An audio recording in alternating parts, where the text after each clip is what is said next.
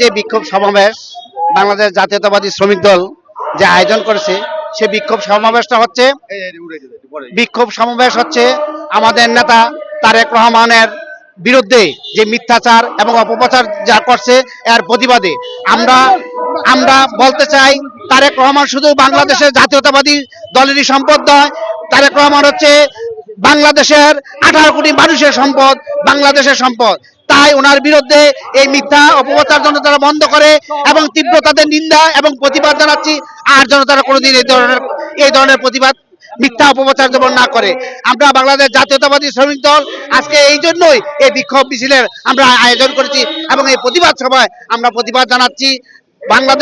গোটা বাংলাদেশের শ্রমিক মেহনতি মানুষ এটাকে প্রতিবাদ জানাচ্ছে, তার কারণেই আজ আমরা এই রাজপথে এই প্রতিবাদ জানাচ্ছি। এই বলে আমি আমার বক্তব্য শেষ করলাম। আজকে আমরা বক্তব্য দিচ্ছি